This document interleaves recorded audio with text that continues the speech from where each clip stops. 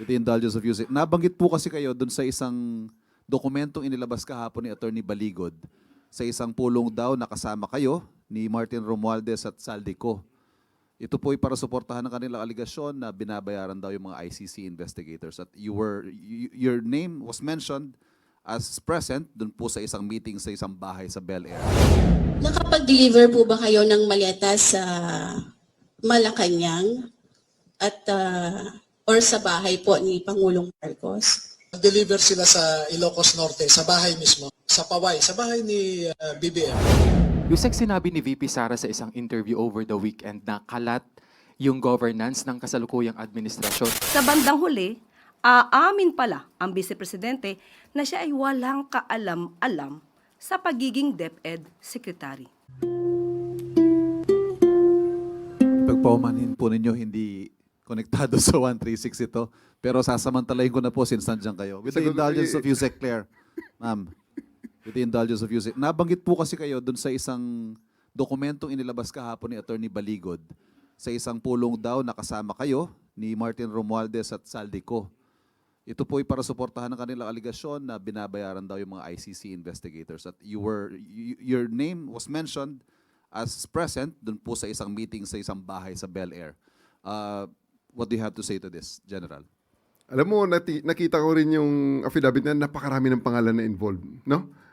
Allow me please to reserve my comments regarding that matter kasi hindi nga natin alam kung isubstantiate at tataasan nila ng kamay para sila ay mag-subscribe dyan. Baka mamaya at the end of the day sasabihin joke only yan eh. Di ba? So it's really non-issue right now for me because hindi naman akong bida dyan. Napakarami ng pangalan dyan. Po, you don't know where this is coming from.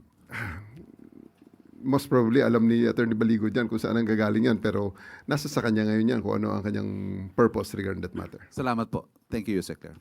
Okay po. Yun na po ang last question. Thank you po. Maraming salamat po sa inyong lahat. Good morning po. Maraming salamat, General Torre. Thank you, ma'am. Thank you po. Rafi Ayeng, Daily Tribune.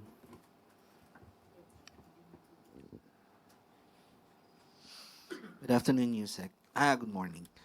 Ma'am, reaction lang po dun sa sinabi nga ni Attorney Levy Baligod kahapon and then yung mga accusations ng 18 ex-Marines na si President Marcos daw po ang mastermind sa pagdadala ng mali-maletang pera sa bahay ni President Marcos and din ni Representative Saldico. Paulit-ulit na kasinungalingan laban sa Pangulo. Lousy script. Hindi pang award-winning. Hindi malinis. Alam mo na may kasinungalingan. So, sino ba ang nasa likod nito? Siguro dapat malaman nyo kung sino ba yung may-ari ng sasakyan na siyang sumundo sa kanila matapos ang press briefing or press con nila. So, paulit-ulit na kasinungalingan. Sino po kaya? Sino sa tingin niyo? Dapat nyo siguro malaman kung sino talaga. Alamin nyo muna. At baka kayo, I believe, hindi kayo magugulat. Same people. Wala bang balak kasuhan ng palasyo ang mga nagpapakalat ng sinasabi niyong fake information o kasinungalingan? Nandyan ang NBI. Nandyan ang PNP. Dapat malaman nila to. Obligasyon nila na kasuhan ang mga nagpapakalat ng fake news. Dapat pa ba silang utusan? Hindi po. Obligasyon ng NBI, PNP, DOJ. Si Mike Defensor po. Ano po ang wala po ba kayong balak kasuhan or siya po ba ang may-ari? Yan ba ang hula mo? Okay. Kenneth Pasyente, PTV. Yusek, good morning. Yusek, sinabi ni VP Sara sa isang interview over the weekend na kalat yung governance ng kasalukuyang administrasyon. Ito po yung bahagi ng kanyang sinabi. Nakikita nyo na parang kalat yung governance ngayon kasi ganoon din yung ibang departments. Buti sana kung magaling lahat ng secretaries. Walang utos, walang nag-uutos sa'yo na presidente at walang nagbabantay sa'yo na presidente. So yun ang na-disappoint ako. Akala ko mabilis, tuloy-tuloy ang trabaho, tapos sasabihin mo sa tao, ito nagawa natin, ito gagawin natin sunod. Wala. Walang ganoon na nangyari. Ano po ang reaction dito ng palasyo? Let us look who's talking. Ang sabi niya po, kinuha ko nga po yung transcript po na yan. Buti sana kung magaling lahat ang secretaries. Mukhang tumama naman po siya. Dahil siya, bilang sekretary ng DepEd, naitalaga siya ng Pangulo. Pinagtiwalaan siya ng Pangulo. Pero sa bandang huli, aamin pala ang Vice Presidente na siya ay walang kaalam-alam sa pagiging DepEd Secretary. So, totoo po yan. Hindi po lahat ng sekretary na naiya talaga dahil sa tiwala ng Pangulo, sa paniniwala sa kanila, hindi pala talaga magaling. Doon pa lamang po sa mga ghost students, ghost vouchers, ghost food packs, ghost laptops, ghost school materials. Lahat ng multong ito ng Vice Presidente, nung siya ay DepEd Secretary, huwag niyang ipahid kay Pangulo. At ang mga kalat na ito ay ngayon niwanawalis at nililinis ni Senator, or rather, Secretary Sani Angara ng DepEd. Next question po, Luisa Cabato, Inquirer.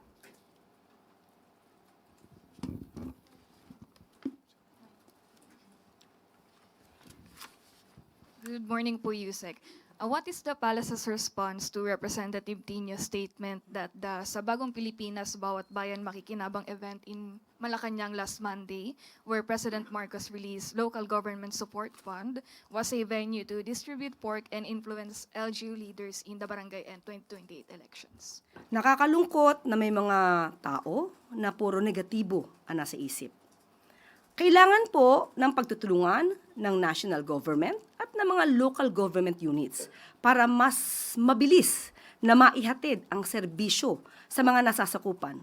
Paano po ito magagawa? Kailangan ng pagtutulungan, kailangan ng pondo. Hindi naman po ibig sabihin na bibigyan ng pondo ang local government units, ay ikukonsidera na ito na pork barrel. Kinakailangan po ng taong bayan ang tulong ng national at ng local governments. Puro paninira, pang-iintriga. Hindi po yan kailangan ng bayan ngayon. Suhestyon at hindi panunumbat ang sagot para maibsan ang problemang naranasan ng iba nating mga kababayan. Master Sergeant Gutesa ay na-assign sa isang media operator ni Saldico. Pero sinisweldohan siya ni Saldico. At di kalaunan ay dahil kulang ang tao sa pagde-deliver, kinuha si Master Sergeant Gutesa at 2 linggo lamang siyang nasama sa pagde-deliver. Pero alam niyo po ang mga kasundaluhan na nasa harap ninyo? Mula September 2022 hanggang sa kagitnaan ng 2025 ay 3 hanggang 4 na beses kada linggo na nagde-deliver ng pera sa Forbes Park at sa Aguado sa tapat ng Malacanang. Mahigit 100 beses silang nag-deliver at kada delivery ay hindi bumababa sa 20 na maleta. At minsan umaabot nga ito ng 52 na maleta na kailangan pa nila ang 6 na vans para ma-deliver lamang ang mga maleta na ito. Pwede po ba sumagot kahit yung isa sa kanila? Sure. Para lang po ikwento yung binabanggit nilang pagde-deliver linggo-linggo, kahit yung isang masasabi po natin na magko-corroborate po dun sa iba namang sinabi ng mga nauna nang nagsalita before sa mga hearings, sa mga investigation po. Sino po sa kanila yung pwedeng magkwento? Alam po natin ng mga Marines, matatapang po yan. Total, humarap na rin naman po kayo, lumantad na. Baka pwede pong mag-share. Buong pangalan po, pakistate lang po, tsaka yung naging personal knowledge sa pag-deliver po ng maleta. Ako po si Rosebert Tuapan.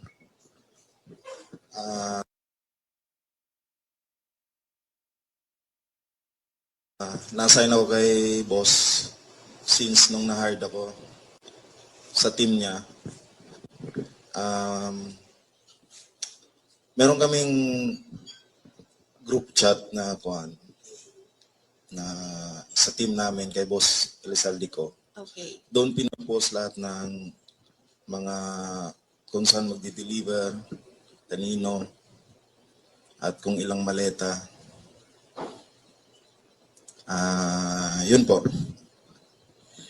Nakapag-deliver po ba kayo ng maleta sa Malacanang at or sa bahay po ni Pangulong Marcos?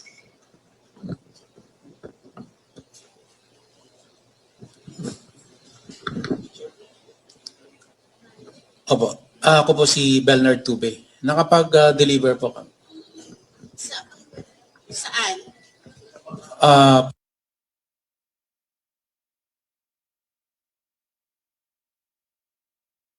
41 Forbes po. Pangulong Ferdinand Marcos Jr. Yes. Jr. Yes po. Meron din po kami sa Ilocos kasama po si Kong Saldi. Ilang maleta po yung na-deliver sa Forbes at saka sa Ilocos? Yung sa Ilocos po ay sa 5 maleta po. Para Then- kanino po yun? Kay Kong? Kanino po yun? Pagkakaalam ko,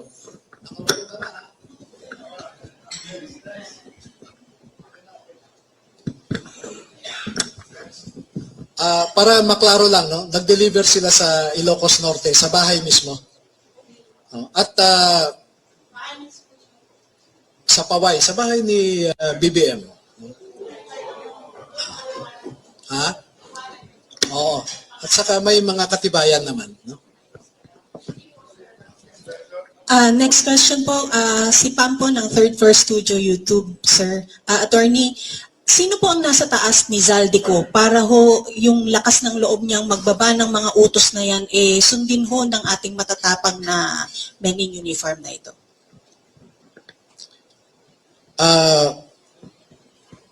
Ako po ay, bago ko sagutin yan, no? I want to put in context my answer and why that is my answer.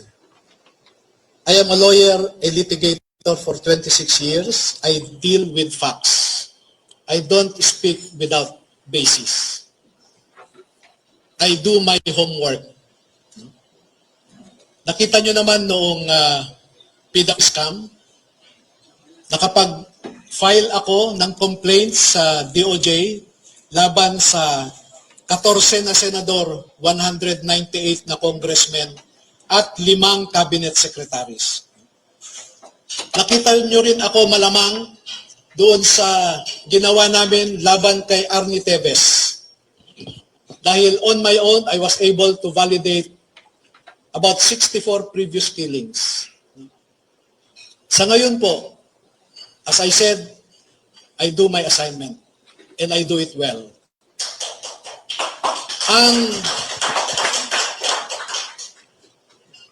Ang ugat at pinuno ng pagnanakaw sa ating bayan ay walang iba kundi si President Marcos. At hindi gagalaw si Speaker Romualdez o si Zaldico na walang pahintulot kay PBBM. Dahil bakit siya tumanggap ng mali-maletang pera? Hindi ba siya nagtanong saan galing ito o para saan ito? I hold him responsible because being the chief executive, being the head of the executive branch, he is the chief implementer of laws. Siya ang walang ibang mag-implement ng mga batas kundi siya, executive. pero bakit niya hinayaan ang mga ito? Narinig ninyo marahil ang sinasabi lagi ni Congressman Toby Tiangco na di umano ay kinumpronta ni PBBM si Speaker Martin at sinabi niya, ano ba Martin, Saldi, ilang bahay ba ang gusto nyong bilhin? Ilang steak ba ang gusto nyong kainin? Alam ni BBBM ang pagnanakaw. At alam po ninyo, bata pa lang sila. Takot si Martin Romualdez kay BBM. Pati nga si Jack Enrile, nabalitaan ko, takot kay BBM. Nung bata pa sila. Sa tingin nyo ba, kikilos si sino man dyan na hindi alam o hindi inutos ni PBBM? Pero marami pa po kaming ilalabas na mga datos na gaya ng sabi ko kanina, hayaan nyo muna kaming ilahad lahat ng mga ito at nung iba pa naming mga ebidensya sa ombudsman